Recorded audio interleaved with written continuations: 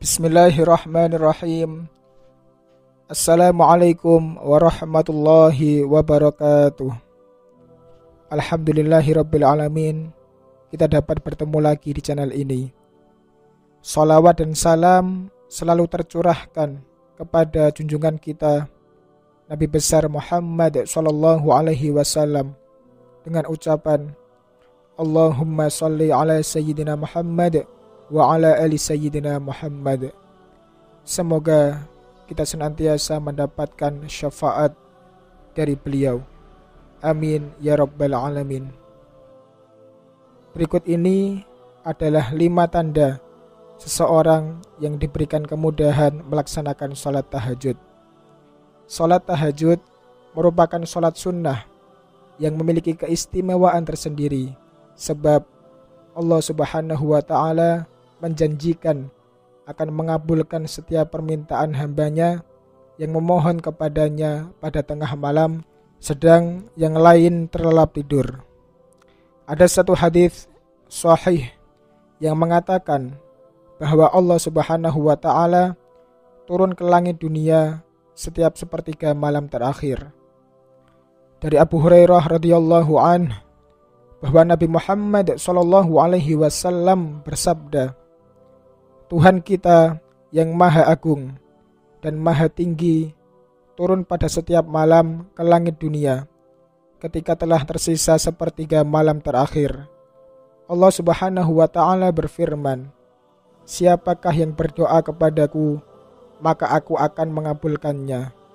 Siapa yang meminta kepadaku, maka aku akan memberikannya. Siapa yang memohon ampun kepadaku, maka akan aku ampuni. Hadis riwayat Bukhari dan Muslim. Memang bangun di tengah malam itu bukanlah perkara yang mudah, kecuali bagi orang yang telah diberikan taufik untuk bangun pada malam hari.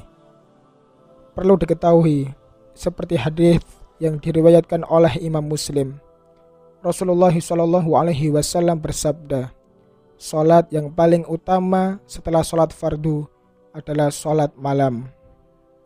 Allah Subhanahu wa ta'ala memberikan keutamaan tersendiri di salat sunnah ini. Tak hanya pahala, akan tetapi juga balasan yang melimpah bagi mereka yang mau bangun dari lelapnya tidur untuk berwudu dan menegakkan salat tahajud. Sementara Abu Sa'id berkata bahwa Rasulullah SAW pernah bersabda, siapa yang bangun malam hari dan kemudian membangunkan istrinya, kemudian keduanya sholat bersama, maka keduanya dicatat sebagai hamba laki-laki dan perempuan yang banyak mengingat Allah. Hadis riwayat Abu Daud, Ibnu Majah, dan Ibnu Hibban. Hadis ini sahih sesuai dengan syarat Bukhari dan Muslim. Masya Allah, begitu luar biasanya keutamaan sholat tahajud. Hanya saja dalam praktiknya masih banyak yang kesulitan untuk bangun dari tidurnya dan mendirikan sholat tahajud. Untuk itulah kita harus mengetahui sebab-sebab apa saja yang membuat seseorang bisa bangun dengan mudah untuk sholat tahajud. Seperti yang disarikan dari buku Menyibak Tabir Sepertiga Malam karya Muhammad bin Su'ud bin Muhammad Al-Arifi, ada 2 sebab yang membuat seseorang bisa dengan mudah untuk melaksanakan sholat tahajud. Tentunya atas izin dan karunia Allah Subhanahu wa ta'ala, yaitu sebab-sebab zahir dan sebab-sebab batin. 5 sebab-sebab zahir. Yang pertama, menjauhi dosa dan maksiat. Mereka yang terbiasa melakukan dosa dan maksiat, maka hatinya akan keras serta jauh dari rahmat Allah Subhanahu wa ta'ala. Seorang laki-laki berkata kepada Al-Hasan, wahai Abu Sa'id, aku bermalam dalam keadaan sehat dan aku sangat ingin untuk bangun sholat malam, dan aku pun telah menyiapkan alat untuk bersuci. Ada apa denganku hingga aku tak sanggup bangun? Kemudian Al-Hasan berkata, engkau diikat oleh dosa-dosamu. Ternyata banyaknya dosa dapat menghambat seseorang untuk bangun guna melaksanakan sholat tahajud. Maka dari itu, jika ingin melaksanakan kenikmatan berkholwat dengan Allah Subhanahu wa Ta'ala pada sepertiga malam, maka jauhilah dosa dan maksiat. Yang kedua, tidak meninggalkan sunnah tidur siang. Mereka yang ingin terbangun untuk tahajud, maka di siang harinya lakukanlah tidur siang. Tidur siang ini adalah sunnah yang dilakukan oleh Rasulullah SAW. Ada hikmah yang tersembunyi di balik tidur siang ini, yakni bisa menguatkan jantung, membuat tubuh lebih segar, dan membantu agar tidak tidur berlebihan di malam hari, sehingga tubuh pun bisa terbangun untuk sholat tahajud. Yang ketiga, tidak makan berlebihan. Mereka yang kebanyakan makan, maka akan kebanyakan pula minumnya. Jika demikian, maka akan kebanyakan pula tidurnya.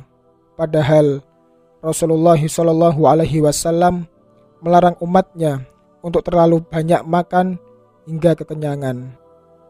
Makanlah jika terasa lapar dan berhentilah sebelum kenyang, seperti yang dilakukan oleh Rasulullah SAW. Hal ini dilakukan agar mudah terbangun di sepertiga malam untuk melaksanakan sholat tahajud. Yang keempat, tidak terlalu memforsir tubuh di siang hari. Mereka yang terlalu bekerja keras memforsir tubuhnya di siang hari, maka ia akan lelah dan akan tertidur lelap di malam harinya. Oleh karena itu, gunakan tubuh dalam bekerja sewajarnya saja dan tidak berlebihan, sehingga di malam hari ada tenaga untuk menunaikan qiyamul lail ataupun sholat tahajud.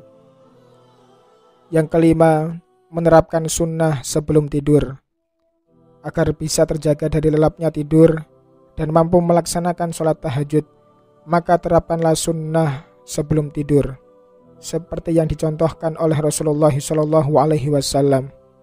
Di antaranya, misalnya seperti berwudu terlebih dahulu sebelum tidur, membaca surah Al-Fatihah, Al-Ikhlas, Al-Falaq, dan Anas, dan meniupkan kedua telapak tangan, lalu mengusapkan ke seluruh tubuh di bacaan Al-Quran yang sudah diucapkan tersebut. Kemudian membaca doa sebelum tidur dan berbaring di tempat tidur dengan posisi miring ke kanan. Dan jangan lupa meniatkan diri untuk bangun di sepertiga malam guna melaksanakan salat tahajud. Dengan menerapkan 5 hal ini, insya Allah kita akan bangun dengan mudah untuk melaksanakan salat tahajud. Sebab-sebab batin. Selanjutnya akan kita bahas sebab-sebab batin yang dicarikan dari Imam Al-Ghazali dalam kitab Ihya Ulumuddin. Yang pertama, selamatnya hati dari sifat hasad kepada kaum muslimin dan kerisauan berlebihan terhadap dunia. Mereka yang sibuk dalam urusan dunia dan tumbuh sifat-sifat hasad di dalam hatinya, maka ia akan sulit bangun malam dan melaksanakan sholat tahajud. Jikapun ia bangun, maka ia pun akan disibukkan dengan dunianya dan lupa dengan akhiratnya. Maksudnya, ia memang bangun melaksanakan sholat tahajud untuk mengejar hajat dunianya saja. Setelah hajatnya terpenuhi atau bahkan hajatnya tidak terpenuhi, maka ia akan segera berhenti dan tidak mengistiqomahkan salat tahajud. Na'udzubillahi min dzalik. Yang kedua, rasa takut dalam hati akan azab neraka. Mereka yang selalu memikirkan akhirat, memikirkan azab neraka, dan memikirkan nikmatnya surga, maka ia akan memiliki semangat untuk bangun guna mendirikan salat tahajud. Yang ketiga, memahami keutamaan tahajud. Agar semangat bangun untuk salat malam, maka perkayalah hati dan pikiran dengan ilmu. Ilmu-ilmu ini bisa didapatkan dari ayat-ayat dalam Al-Quran. dari hadis-hadis hingga kajian-kajian perihal salat tahajud.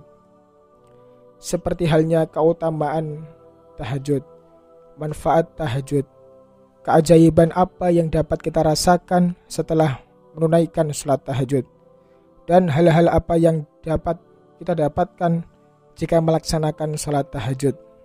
Hal ini pastinya akan menambah semangat kita untuk bangun malam guna melaksanakan salat tahajud. Dan yang keempat, memiliki keimanan dan cinta kepada Allah Subhanahu wa ta'ala. Hal ini adalah sebab yang paling utama. Jika seseorang beriman, jika seseorang hamba beriman dan mencintai Allah Subhanahu wa ta'ala, maka ia akan rindu untuk bermunajat di sepertiga malam kepadanya. Ia akan rindu berkholwat dengannya. Bahkan ia akan menanti perjumpaan sujud dan berdoa di sepertiga malam hanya untuknya.